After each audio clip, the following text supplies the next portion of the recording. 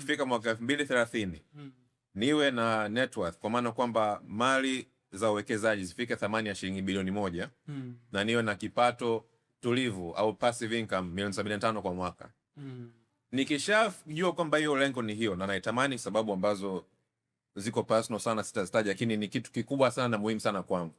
Ina maana kwa mimi hapa nikipata kipato, kwa mfano matumizi yangu ni milioni 1, kipato milioni 1.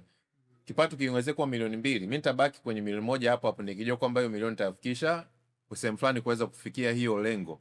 Kwa sababu ni kitu ambacho ni muhimu kwangu kuliko vitu vingine. Kwa hiyo unakuta kwamba ukibadilisha saikolojia yako hivyo, hiyo kitu cha kusema kwamba umeongezewa hela, kwa nini usitumie yote?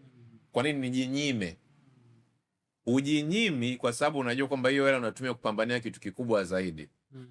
Ukifanya hiyo, ukiwa na hiyo shift ya mentality, yani ukisha shift kwenye saikolojia yako, utaweza kupambana na hivi tu kwamba lifestyle inflation, lifestyle creep kwa urahisi sana. Kwa urahisi sana.